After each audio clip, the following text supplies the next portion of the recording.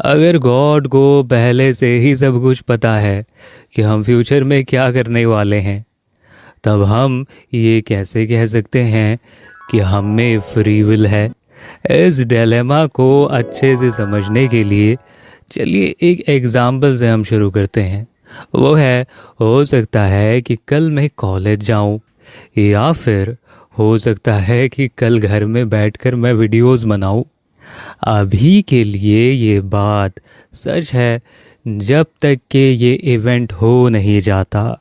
और अगर इनमें से मेरे कॉलेज जाने वाला इरादा जो है ये सच है, तब मेरे पास ये ऑप्शन नहीं रहेगा घर में बैठकर वीडियोस बनाने के लिए, क्योंकि मैं इनमें से एक ही चूज कर सकता हूँ। एरिस्टोटल वो पहले इंसान थे जिन्होंने इस प्रॉब्लम को डिफाइन किया था, पर इसका आंसर जो है वो ज़्यादा क्लियरली नहीं दे पाए थे। वो कहते थे कि मेरा जो ये इरादा है कल कॉलेज जाने का, ये ट्रू या फिर फॉल्स नहीं है, और या फिर ये मेरे बीते हुए कल से भी मिलता जुलता नहीं है, क्योंकि इरादे गलत या फिर सही नहीं हुआ करते, इनमें सिर्फ पॉसिबिलिटीज होती हैं। बॉयथियस नेम के एक ग्रीक फिलोसोफर वो मानते थे कि गॉड को सब कुछ पता है, सिर्फ पास्ट और प्रेजेंट ही नहीं, पर उसे फ्यूचर भी पता है।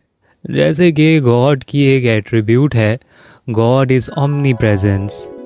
इसका मतलब है खुदा हर जगह मौजूद है, पास्ट, प्रेजेंट और फ्यूचर तीनों में ही। और कुरान में भी आता है कि गॉड आलिमुल गैब है, उसे गैब की बातें पता है। अगर मैं कल कॉलेज जाने वाला हूँ, गॉड को ये अभी से ही पता है, तो अब ऐसा लगता है देखो कि मैं सही मायनों में फ्री नहीं हूँ चूज करने के लिए कि कल मैं घर में बैठा रहूं और वीडियोस बनाऊं या फिर मैं कल कॉलेज जाऊं, क्योंकि गॉड को तो पहले से ही पता है ना कि मैं कल क्या करने वाला हूँ। इस प्रॉब्लम को सॉल्व किया जा सकता है ये आर्ग्यू करके कि किसी भी चीज़ को जाना जा सकता है कई तरीक़ों से, उस चीज़ को जानने वाले के नेचर पर डिपेंड होकर। एग्जाम्पल के तौर पर एक कुत्ता वो सूरज के बारे में जानता है सिर्फ उसके क्वालिटीज से। वो सूरज को सेंस कर सकता है उसके नज़र से, और वो महसूस कर सकता है सूरज की गर्मी को। और इसके ऑपोजिट एक इंसान जो है वो ये भी रीज़न कर सकता है सूरज जो है वो किस तरह की चीज़ है, या फिर वो क्या चीज़ से बनी हुई है, और उसकी दूरी अर्थ से कितनी ज़्यादा है, और भी कई सारी चीज़ें वो बता सकता है इसके बारे में। बॉयथियस टाइम को कुछ इस तरह से डिस्क्राइब करते हैं कि हम जो हैं घटनाओं को सिर्फ पास्ट नॉलेज पर डिपेंड होकर ही जान सकते हैं। अगर वो पास्ट में हुए हैं और प्रेजेंट में अगर वो इस दौरान हो रहे हैं, या फिर अगर वो फ्यूचर में होंगे यानी आने वाले कल में। पर आने वाले कल की नॉलेज जो है ना वो हमारे पास सर्टेन नहीं होगी, बल्कि प्रोबेबल होगी, और हम अचानक से आने वाले फ्यूचर की घटनाओं के बारे में भी नहीं जानते। और इसके ऑपोजिट गॉड जो है वो टाइम के फ्लो में नहीं रहता, वो टाइम के बंधन में नहीं बंधा हुआ है, वो एक तरह का इटर्नल प्रेजेंट में रहता है। और वो प्रेजेंट ऐसा है जहाँ ना तो पास्ट है और ना ही फ्यूचर है, और वो वहाँ से इस तरह से हमारे प्रेजेंट, फ्यूचर और पास्ट सभी को जानता है जैसे कि वो उसका प्रेजेंट हो। तो इससे हमें ये पता चलता है कि गॉड को पता है कि हम क्या करने वाले हैं, पर इससे हमारी फ्रीडम ऑफ विल नहीं छिन जाती, क्योंकि उसने सिर्फ हमारे फ्यूचर को देखा है, उसने कॉज नहीं किया। और रहा तकदीर का मामला, गॉड को पता ही था कि हम क्या करने वाले हैं और कहाँ हम अपने इरादों को बदल देने वाले हैं, इसीलिए उसने उन चीज़ों को पहले से ही लिख दिया था। और एक चीज़ इसमें आप जान लें कि हम में पूरी तरह से फ्री विल नहीं है, हमारे पास सिर्फ इतना फ्री विल है कि हम सिर्फ अपने एक्शंस को ही चूज़ कर सकते हैं। और बहुत सारी चीज़ें जो हमारी ज़िंदगी में इस तरह से होती हैं और हो चुकी हैं, जिन्हें हमने चूज़ नहीं किया था, वो अपने आप हुई हैं।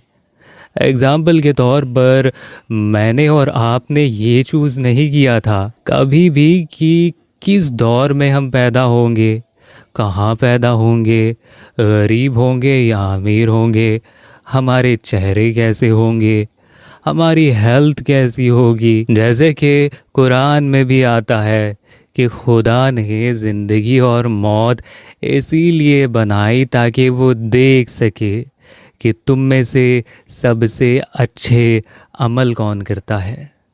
अमल का मतलब है एक्शंस, और इस आयत का मतलब ये भी है कि लोग बुरे अमल भी करेंगे। तो इस आयत से हमें वाज़ेह तौर पर पता चल जाता है कि इंसान सिर्फ और सिर्फ अपने एक्शंस को ही चूज़ करने में फ्री है, इससे ज़्यादा कुछ भी नहीं, क्योंकि हमें ज़िंदगी दी ही गई है इसीलिए। चलिए आपके आसानी के लिए मैं इन सारे बातों को चंद पॉइंटों में समअप करके आपको बता देता हूँ। पहला पॉइंट, गॉड एक तरह का इटर्नल प्रेजेंट मोमेंट में रहता है। और दूसरा पॉइंट, गॉड इस तरह से फ्यूचर को जानता है जैसे कि वो प्रेजेंट हो उसके लिए। और तीसरा पॉइंट, गॉड को पहले से ही पता है कि हम कल क्या करने वाले हैं, और ये भी पता है कि हम अपने इरादों को बदल देंगे या फिर उसी इरादे पर कायम रहेंगे।